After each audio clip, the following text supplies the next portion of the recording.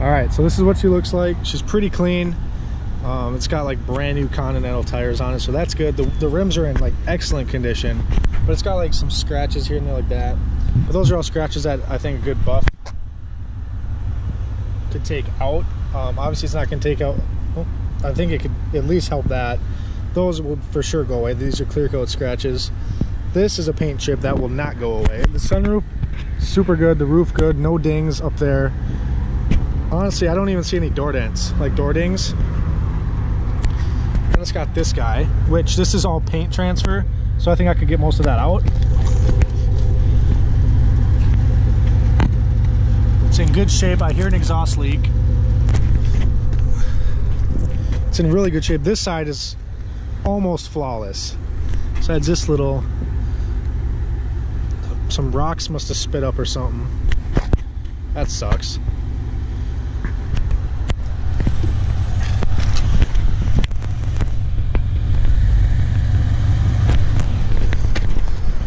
Super solid car though.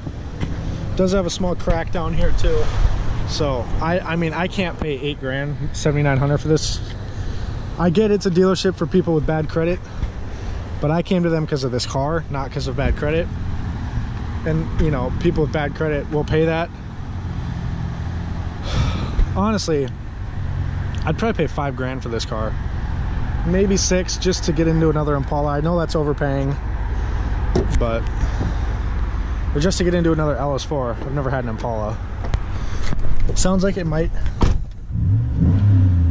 Sounds like it has a resonator delete. I didn't even realize, or I didn't even look under there if there was a resonator left. I know there's 2 mufflers under there. So drives really good. The temperature's not getting too hot.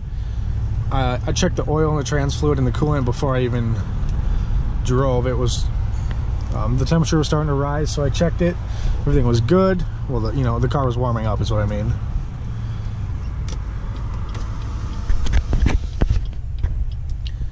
So I don't know. Interior's in good shape, minus the carpets.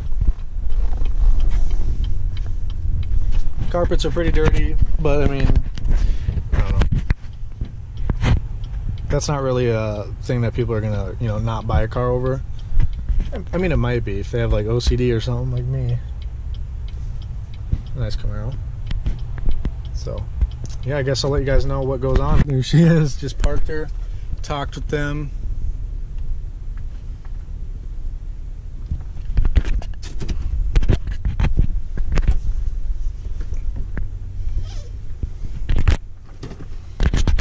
We think we worked out a price, so they're gonna call me tomorrow.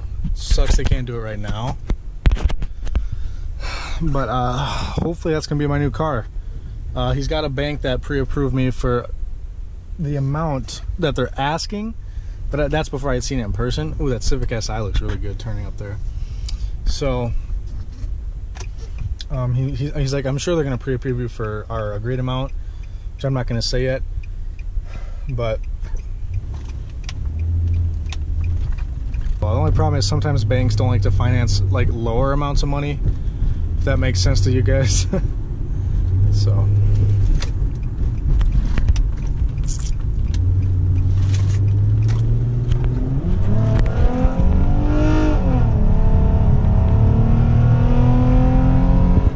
there's the transmission being funky, but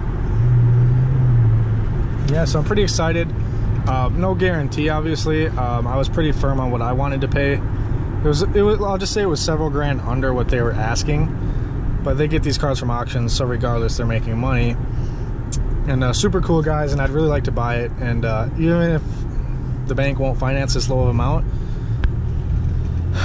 I might go up a little bit just to get it financed, because I don't have, you know, I don't have 7 grand, 6 grand cash to pay for it. I just don't, you know. So, all right. So I was just driving by on the highway here. And Pawn America here, I saw on their sign as I was going by, like a big sale, 40% off. So I came in and I found a G-Shock. So picked it up, a G-Shock watch. I don't know, it's not the best one, I don't think, but it was like $19 and some cents. So that was after the 40% off. So I think it was like $38 or something like that. So I don't know, it's comfortable, it's durable, and you know, I can tell the time. So we are back home now. Just wanted to make this video kind of how does the car do on a little bit of a road trip with a bad transmission? Should you do it? All depends how bad it is. This one isn't crazy bad, you can still drive it. It's just starting to go out, but it's always risky. But again, you know, it did really good. I was really surprised. The only thing is, the only signs of this one being bad so far is when you're, you know, going to put it in drive or reverse. Once you put it into gear, it takes probably 5-6 seconds for it to engage, and then when it does, it kind of jolts a little bit. So it's really laggy going into gear, and then when you're driving, it's just very slow. It's a very slow transmission right now. This car has never been this slow. Not just like speed-wise, just like reaction-wise. It's just really slow. So, yeah. And I did get a couple DMs on Instagram asking me why, or how do I get my wheels flush with the fenders back here in the rear. The front ones are not, but these ones are pretty much flush. It's got, let's see. It's got 1-inch spacers. I was thinking if there were 2, but they're not.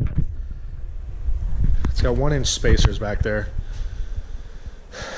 This stupid door still doesn't open. And I'm not about to deal with it.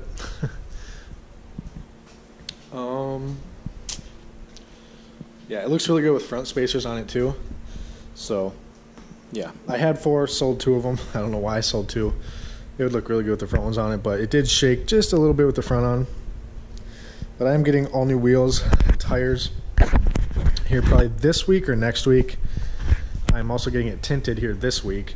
That's like the first thing I'm going to do this week is get it tinted with ceramic tint, Suntech ceramic tint. I'm going to get it tinted all around. 20% on the sides, 5 on this guy, and 5 on this guy.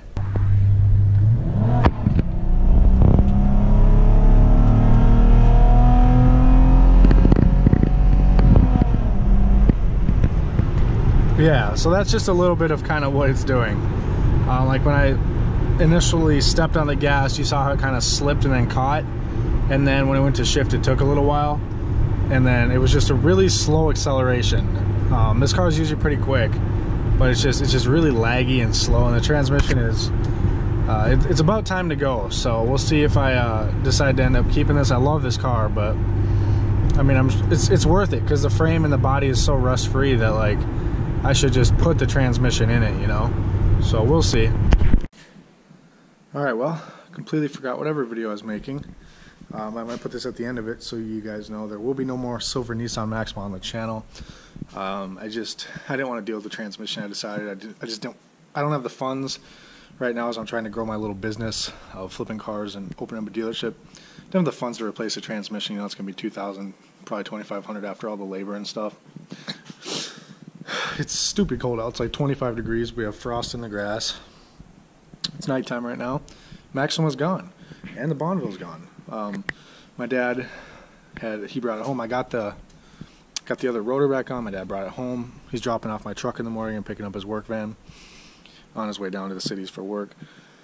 This oil was from the Bonneville, so it developed a good oil leak from the oil pan gasket, so he had that fixed. I didn't want to do that.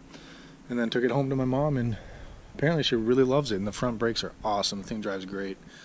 Wish I could have got a clip, but he came so fast. And so I'm hopping in the old work van here. I think it's a 2008 Dodge Grand. No, this is a 2011, I think. I think it's a 2011 Dodge Grand Caravan. Yeah, 11. This is the work van, so there's no rear. Well, he converted it to a work van. There's no rear seats or anything like that. So, yeah, empty garage, empty driveway. Tomorrow we're picking up the new flip car, and it's going to be a good one. You guys will probably like it.